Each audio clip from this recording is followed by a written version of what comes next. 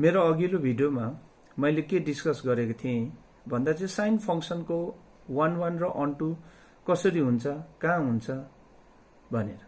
अन्त त्यसमा चाहिँ के थियो भने चाहिँ जुन साइन फंक्सन क्लास 11 को नलेजमा चाहिँ डोमेन थियो रियल नम्बर र अर्को के थियो भनेदेखि चाहिँ उसको रेन्ज चाहिँ थियो -1 to 1 र त्यो हुँदा चाहिँ के भयो भनेदेखि चाहिँ साइन फंक्सन चाहिँ अन टू चाहिँ कन्फर्म छ। तर डोमेन चाहिँ रियल नम्बर हुनको कारणले गर्दाखेरि चाहिँ एकदम इन डिटेल्समा मैले तिमीहरुसँग डिस्कस गरे कि यो कसरी 1 1 हुँदैन। तर त्यसलाई हामी अब 1 1 कसरी बनायौं त? अन्त त्यसलाई 1 1 बनाउनको लागि हामीले के गर्यौं भन्दाखेरि चाहिँ डोमेनलाई हामीले के गरेको थियो भने चाहिँ त्यसलाई चाहिँ टुक्रा टुक्रा पारेको थियो। ओके, इन्टरभल्समा टुक्रा पारेको थियो। सो एक दुईवटा हामीले त्यहाँ डिस्कस गरेको थियौं। जस्तै त्यो टुक्रामा के थियो भने चाहिँ -π/2 देखि π/2 सम्म थियो एउटा इन्टरभल्स। अर्को इन्टरभल्स के थियो भनेदेखि -3π/2 र -π/2 थियो। अर्को इन्टरभल्स हामीले डिस्कस गरेको के थियो भन्दा π/2 र 3π/2 थियो। ओके, सो यसमा हामीले चाहिँ के पायो भने चाहिँ साइन फंक्सन चाहिँ 1 1 र अन टू हुँदो रहेछ। जब साइन फंक्सन यसरी 1 1 र अन टू हुन्छ भनेपछि कन्फर्म हो साइन चाहिँ के हुन्छ, इन्भर्टिबल हुन्छ र त्यसको इन्भर्स एक्जिस्ट हुन्छ। र साइन इन्भर्स चाहिँ त्यो इन्टरभल्सहरुमा त्यहाँ त मैले 2-3 वटा मात्रै डिस्कस गरे है। त्यो इन्टरभल्सहरु त्यो डोमेनलाई हामी इन्टरभल्समा टुक्रा टुक्रा पार्दाखेरि चाहिँ 1 1 र अन टू भएको थियो र 1 1 र अन टू हुँदाखेरि चाहिँ के भएको थियो भन्दाखेरि चाहिँ इन्भर्टिबल भएको थियो र इन्भर्स एक्जिस्ट थियो। सो साइन इन्भर्सको विषयमा हामी डिस्कस गरौं।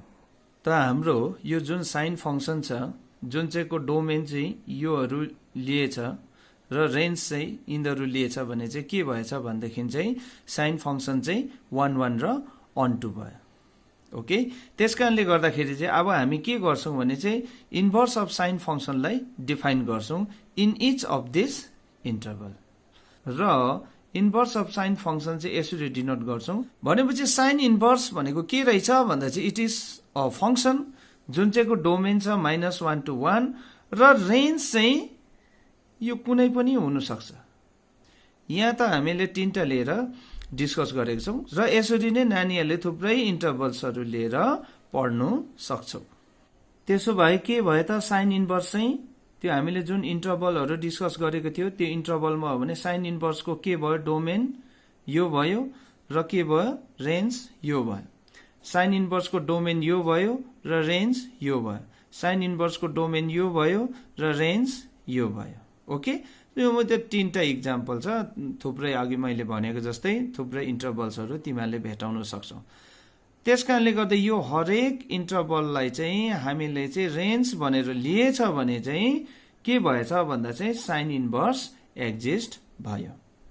Corresponding to each such interval भनेपछि यो इन्टरभलहरु। Okay, so we get a branch of the function sine inverse. र नानीहरु हामीले यो इन्टरभलहरु एज अ रेन्ज कन्सिडर गर्यो भने चाहिँ हामी के पाउँछौं भने चाहिँ साइन इन्भर्सको ब्रान्चहरु पाउँछौं र एज अ रेन्ज यो इन्टरभललाई कन्सिडर गरेछ भने त्यो ब्रान्चलाई चाहिँ के भन्छ भन्दा चाहिँ principal value branch. Whereas यसलाई र त्यस्तै अरु थुप्रोहरुलाई चाहिँ तिमीलाई एज अ रेन्ज कन्सिडर गर्यो भने त्यसलाई चाहिँ सिम्पल के भन्छ भने ब्रान्च अफ साइन इन्भर्स भन्छ। त्यसकारणले हामी जति बेला साइन इन्भर्स भनेर भन्छौं त्यति बेला चाहिँ डोमेन चाहिँ हामी लिन्छौं this closed interval from -1 to 1 र रेन्ज लिन्छौं क्लोज इन्टरभल -π/2 to π/2। त्यसकारणले गर्दाखेरि साइन इन्भर्स के हो, डोमेन यो र रेन्ज यो। यदि यो डोमेन र यो रेन्ज लिएको छ भने चाहिँ हामी जुन ब्रान्च पाउँछौं त्यसलाई चाहिँ हामी प्रिन्सिपल भ्यालु ब्रान्च भन्छौं। सो प्रिन्सिपल भ्यालु ब्रान्च भन्ने बित्तिकै जब साइन इन्भर्सको भ्यालु चाहिँ -90 देखि +90 सम्मको भ्यालु हामी कन्सिडर गर्छौं। ओके, त्यसकारणले जब हामी साइन इन्भर्स भन्यो भने आफै बुझिहाल्नु पर्यो हामीले डोमेन चाहिँ यो हो र रेन्ज चाहिँ यो हो। ओके, र रेन्ज यो मात्रै नलिएर यो लिँदा पनि हुन्छ, यो लिँदा पनि हुन्छ, त्यस्तै थुप्रै अरूहरू लिँदा पनि हुन्छ। त्यति बेला पाएको ब्रान्चलाई चाहिँ प्रिन्सिपल भ्याल्यु ब्रान्च भन्दैन, सिम्पल ब्रान्च मात्रै भन्छ तिनीहरूलाई। च्याप्टर 1 बाट हामीले के सिक्यौं भन्दा चाहिँ फंक्सन चाहिँ इन्भर्टिबल कति बेला हुन्छ, 1 1 र 1 2 छ भने फंक्सन इन्भर्टिबल हुन्छ, त्यहाँदेखि एफ इन्भर्स यसरी एक्जिस्ट हुन्छ। र के हो भन्दा चाहिँ एफ अफ एक्स चाहिँ के भनेर हामीले सिकेको थियो, y, that means y is equal to F of x. र एफ इन्भर्स अफ y चाहिँ के भनेर सिकेको थियो, x भनेर सिकेको थियो। साइन इन्भर्स फंक्सनको ग्राफ चाहिँ हामीले कसरी अब्टेन गर्न सक्छौं भन्दाखेरि चाहिँ ओरिजिनल साइन फंक्सन जुन छ हाम्रोमा तीबाट नै हामी अब्टेन गर्छौं। कसरी भन्दा इन्टरचेन्जिङ x एन्ड y एक्सिस। त्यसको मतलब if this point is a point on the graph of sine function, then BA become the corresponding point on the graph of inverse of sine function. AB थियो के भएर जान्छ, BA भएर जान्छ। कसरी हामीले x र y एक्सिस जुन छ त्यसलाई हामी इन्टरचेन्ज गर्दिन्छौं। त्यसको मतलब साइन इन्भर्स फंक्सन जुन हामी त्यसको ग्राफ पाउँछौं त्यो चाहिँ कहाँबाट पाउँदो रहेछौं, ओरिजिनल जुन साइन फंक्सनको जुन ग्राफ थियो तीबाटै पाउँछौं। तर खाली एउटा ध्यान दिनु पर्यो, x र y एक्सिसलाई इन्टरचेन्ज गर्छ र AB भन्ने पोइन्ट चाहिँ साइन फंक्सनमा छ भने चाहिँ BA भन्ने पोइन्ट चाहिँ साइन इन्भर्स फंक्सनमा हुन्छ। हाम्रोमा जुन फंक्सन छ y is equal to sine inverse x, त्यसको ग्राफ चाहिँ हामी कसरी पाउँदो रहेछौं भन्दाखेरि चाहिँ हाम्रोमा जुन चाहिँ ग्राफ छ y is equal to sine x को, त्यसलाई चाहिँ इन्टरचेन्ज गर्नु पर्यो। के चाहिँ भन्दा चाहिँ x एक्सिस र y एक्सिस इन्टरचेन्ज गर्दा पाउँछौं। हाम्रोमा जुन साइन फंक्सन थियो जुन चाहिँको ग्राफ थियो हामीले क्लास 11 मा पढेको, अन्त x को इमेज चाहिँ y is equal to sine x। So त्यसकारणले हामीले स्केच गरेको थियो त्यहाँ, र त्यहाँ हामीले स्केच गर्दाखेरि चाहिँ कसरी गरेको थियो भन्दाखेरि चाहिँ x एक्सिसमा डल्लै हामी रियल नम्बर लिएको थियो, किनकि साइन फंक्सनको डोमेन त रियल नम्बर हो। र y एक्सिसमा चाहिँ के थियो भनेदेखि चाहिँ हामी रेन्ज कन्सिडर गरेको थियो। रेन्ज चाहिँ कहाँ थियो भने -1 to 1। सो साइनको ग्राफ चाहिँ यसरी ड्र गरिएको थियो। यो त तिमीलाई याद छ होला नानी हो, हेर यो डल्लै रियल नम्बर हो र रेन्ज हामी कसरी लिएको थियो, 1 देखि -1 सम्म अथवा -1 देखि 1 सम्म। सो साइनको ग्राफ चाहिँ यस्तो खालको थियो। अब यही ग्राफबाट हामी साइन इन्भर्सको ग्राफ स्केच गर्छौं। कसरी, साइन इन्भर्स x को इमेज के हुन्छ, साइन इन्भर्स x, त्यसलाई हामी के भन्छौं, y। So y is equal to sine inverse x छ। र यसको ग्राफ स्केच गर्दाखेरि चाहिँ हामी के गर्छौं भन्दाखेरि चाहिँ x एक्सिसमा चाहिँ के लिनुपर्छ भन्दा चाहिँ उल्टा, साइनको उल्टा के लिनुपर्छ भन्दाखेरि चाहिँ -1 to 1 सम्म लिनु पर्यो। साइनको के थियो अघि, y एक्सिसमा -1 to 1 थियो। अब साइन इन्भर्समा चाहिँ के हुन्छ, x एक्सिसमा -1 to 1 हुन्छ। र y एक्सिसमा के हुन्छ त भन्दाखेरि साइनको डोमेनहरु जुन थियो त्यो हुन्छ। तर डोमेन चाहिँ के थियो, रियल नम्बर थियो, डल्लै रियल नम्बर लियो भन्दा 1 1 र 1 2 भएको थिएन, र त्यसकारणले इन्टरभल्समा छुटाएको थियौं। इन्टरभल्सहरु हामीले 2-3 वटा डिस्कस गर्यौं। यहाँ एउटा इन्टरभल्स लिएको छौं, त्यो चाहिँ अघि मैले भनिहाले, हामी जब साइन इन्भर्स भन्छौं त्यति बेला हामी डोमेन चाहिँ -1 to 1 भन्ने इन्टरभल सोच्छौं, र रेन्ज चाहिँ हामी के सोच्छौं भन्दाखेरि चाहिँ यो सोच्छौं रेन्जलाई। त्यसकारणले गर्दाखेरि y एक्सिसमा हामी रेन्ज लेख्यो एउटा इन्टरभल -π/2 देखि π/2। सो अब्जर्भ गर्यो होला, साइन फंक्सनको ग्राफ ड्र गर्दा यसलाई कन्सिडर गर्छौं, साइन इन्भर्सको ग्राफ ड्र गर्दाखेरि यसलाई कन्सिडर गर्छौं। अब यसरी कन्सिडर गर्दाखेरि चाहिँ ग्राफ चाहिँ कस्तो आएछ त हेरौं त। फेरि एकचोटी साइन x को ग्राफ हेरौं, यस्तो छ। भनेपछि साइन इन्भर्सको ग्राफ कस्तो हुँदो रहेछ त, साइन इन्भर्सको ग्राफ चाहिँ यस्तो हुन्छ। अब यहाँ हेर, x एक्सिसमा के छ, -1 to 1 सम्म हामीले कन्सिडर गरेको छ डोमेनलाई, र रेन्ज चाहिँ -π/2 देखि π/2 सम्म गर्दा यस्तो खालको ग्राफ आयो। अर्को रेन्ज चाहिँ π/2 देखि 3π/2 सम्म यस्तो ग्राफ आयो। अर्को रेन्ज चाहिँ 3π/2 देखि 5π/2 सम्म यस्तो ग्राफ आयो। अब नेगेटिभ पट्टि हेरौं के छ रेन्ज -π/2 देखि -3π/2 सम्म यस्तो खालको ब्रान्च आयो। अनि -3π/2 देखि -5π/2 सम्म कन्सिडर गर्दा यस्तो खालको ब्रान्च आयो। अब यहाँ हेर है नानीहरु, यहाँदेखि यहाँसम्म यो ब्रान्च हो, यहाँदेखि यहाँसम्म यो ब्रान्च हो, यहाँदेखि यहाँसम्म यो ब्रान्च हो, र यहाँदेखि यहाँसम्म भनेको चाहिँ के भनेको चाहिँ रेन्ज भनेको नि त नानी हो। अब हेर रेन्ज यहाँदेखि यहाँसम्म यो ब्रान्च हो। अब रेन्ज यहाँदेखि यहाँसम्म कन्सिडर गर्यो भने यो ब्रान्च हो। भनेपछि हामी रेन्ज जसो जसो कन्सिडर गर्दै जान्छौं हामी त्यसै त्यसै ब्रान्च भेट्दै जान्छौं।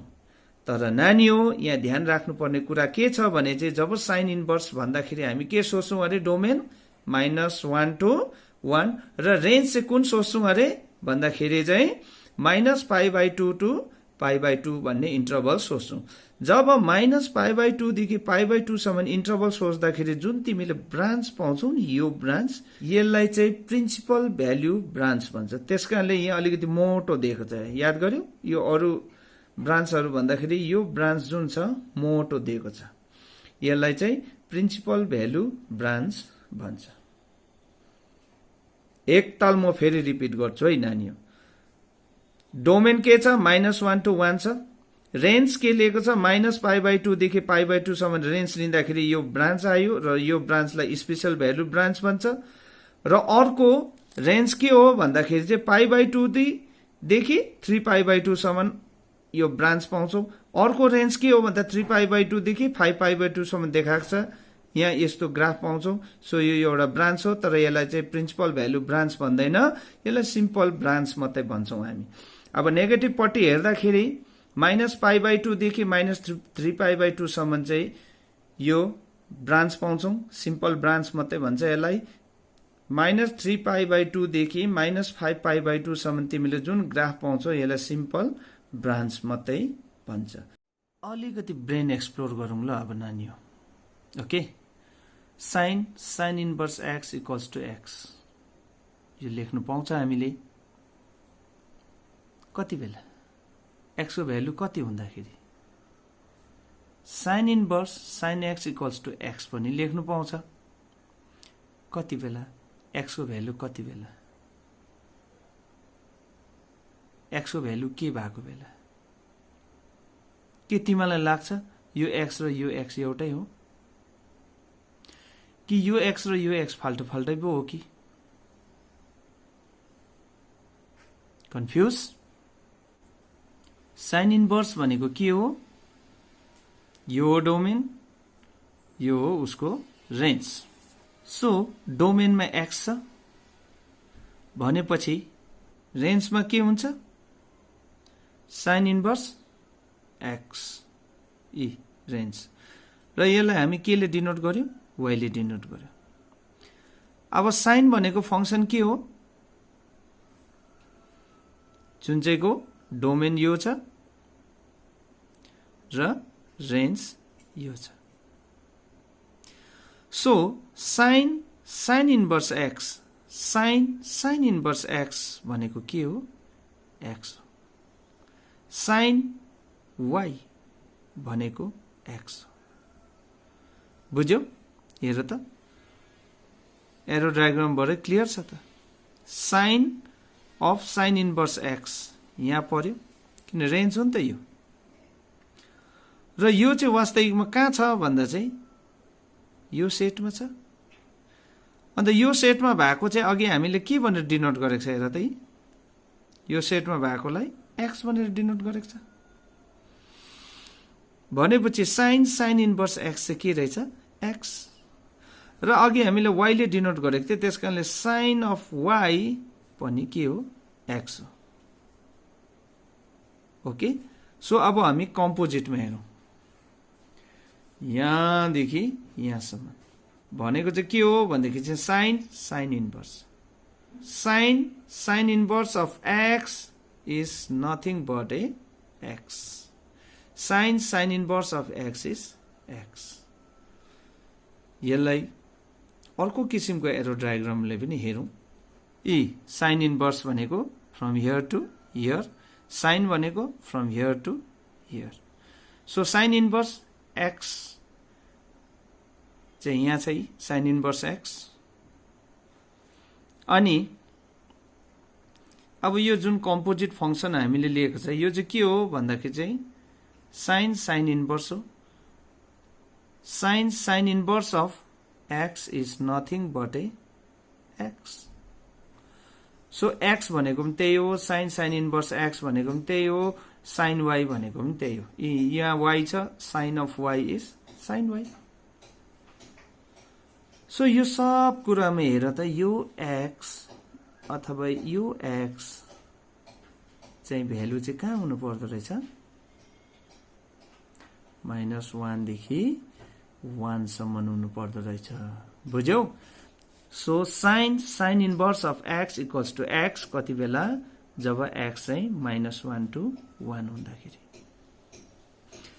किन भन्दाखेरि साइन इन्भर्स भनेको चाहिँ आइडेन्टिटी फंक्सन हो आइडेन्टिटी फंक्सन कहाँ हो भन्दा चाहिँ यो सेटमा साइन इन्भर्स भनेको from this set to this set भनेको त्यही सेट टु त्यही सेट हेर त भनेपछि साइन इन्भर्स भनेको चाहिँ it is a identity function on this set एउटै हो यो दुईटा सेट तिमीलाई बुझाउनको लागि मात्रै मैले फाल्टो लेखेको ओके अब साइन इन्भर्स साइनको कुरा गरौँ